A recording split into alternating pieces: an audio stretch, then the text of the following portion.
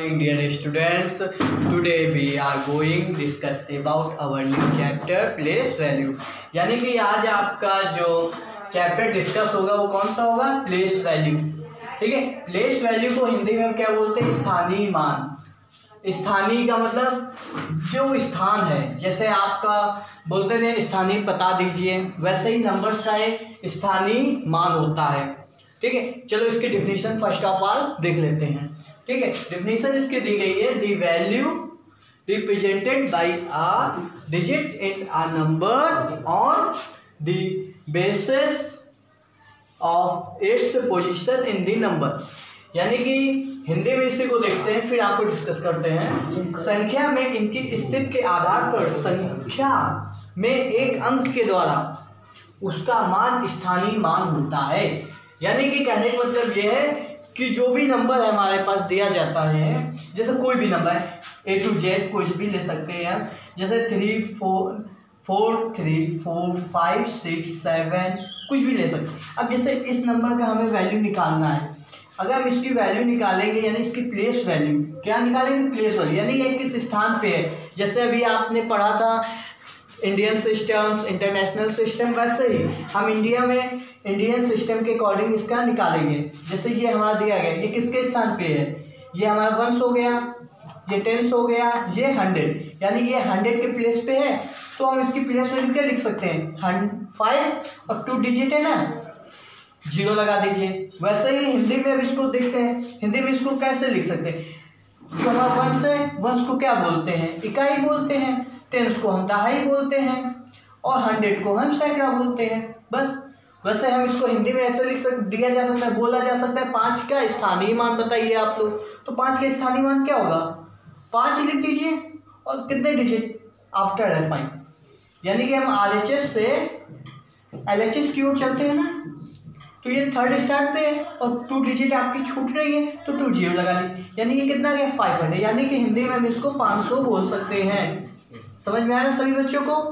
Very good, समझ में आ गया? एक्सीलेंट। डियर स्टूडेंट्स, अब इसका एग्जांपल देखते हैं। क्या देखते हैं? एग्जांपल। एग्जांपल में आपसे बोल दिया, जैसे कोई नंबर दे दिए 7 5 2 3। अब इसमें बोल दिया जा रहा है कि आपसे, जैसे मान लीजिए 5 का आप प्लेस वैल्यू निकालें, यानी स्थानीय मान आप 5 का निकालें। तो 5 का स्थानीय मान आप निकालेंगे, कैसे निकालेंगे? 5 2 0, यानी कि 500 होगी। आप ऐसे लिख सकते हैं, प्लेस वैल्यू इक्वल टू 500। ये आपका आंसर हो गया। सभी बच्चों को समझ में आ रहा है? Very good. अब इसी प्रकार से हम बोल जा सकते हैं, आपको 7 का प्लेस वैल्यू निकालो। तो 7 का प्लेस वैल्यू कैसे निकालेंगे? 7 कितने डिजिट बाद है? 7 3 डिजिट बाद है ना, तो 3 0 लगा लीजिए, यानी 7000 आ गया। यानी कि आप यहाँ पे ये भी लिख सकते हैं, place value equal to 7000। Okay, सभी को समझ में आ रहा है? Very good. डियर स्टूडेंट्स, आप लोगों ने अभी प्लेस वैल्यू सीखा है। अब यहाँ पे आप क्या सीखेंगे? Face value. प्लेस आपने सीख लिया, प्लेस को बोलते हैं हिंदी में स्थानीय मान, और यहाँ पे फेस वैल्यू को क्या बोलते हैं? अंकीय मान। क्या बोलते हैं? अंकीय मान। अब चलिए इसकी डिफिनीशन देखते हैं। The face value of a digit in a number is the value of digit itself. यानी कहने का मतलब यहाँ पे जो हमारी फेस वैल्यू है, फेस वैल्यू को हिंदी में क्या बोलते हैं? अंकीय मान। क्या बोलते हैं? अंकीय मान। ठीक है, डिजिट मीन्स अंक। क्या होता है? अंक होता है। ठीक है, समझ में आ रहा है?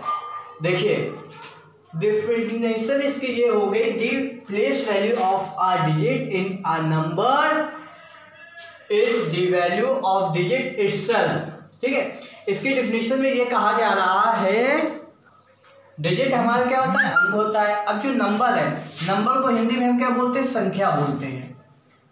अब इन दोनों में डिफरेंस क्या? पहले आप लोग ये सीख लीजिए, डिजिट जो होता है सिंगल नंबर होता है। क्या होता है? Single number. और जो नंबर होता है जिसे हम संख्या बोलते हैं, इसमें आपका 4 7 4 भी हो सकता है, कुछ भी हो सकता है, और इसमें ओनली 4 होगा।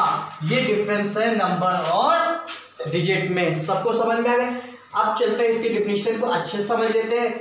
ठीक है, इसमें ये कहा जा रहा है, जो हमारी फेस वैल्यू होती है, ठीक, डिजिट मतलब जो हमारी फेस वैल्यू है, फेस वैल्यू हमें निकालना है। कोई भी नंबर दिया जाए आपको, क्या दिया जाए, कोई भी नंबर दिया जाए और बोला जाए इस डिजिट का यानी इस अंक का फेस वैल्यू यानी इस अंक की मान निकालिए, तो क्या होता है, वो स्वयं होता है। जैसे आपसे, ठीक है, इतना समझ में आया क्या बोला जा रहा है, फेस वैल्यू किसी भी डिजिट का निकालना होता है, नंबर में दिए गए डिजिट की फेस वैल्यू वही होती है।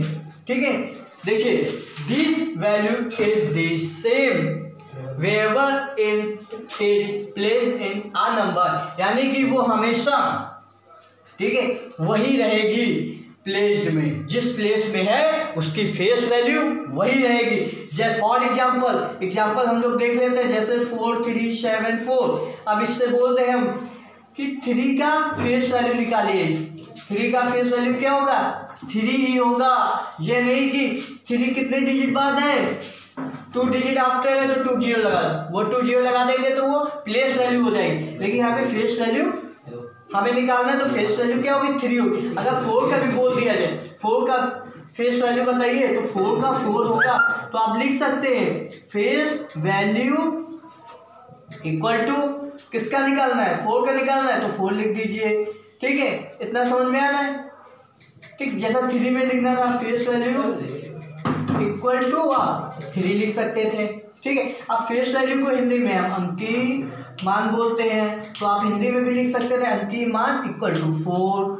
सभी को समझ में आया, यहाँ पे भी लिख सकते थे अंकीय मान इक्वल टू 3। हिंदी और इंग्लिश माध्यम वाले दोनों बच्चों को अच्छे से समझ में आ गया, वेरी गुड।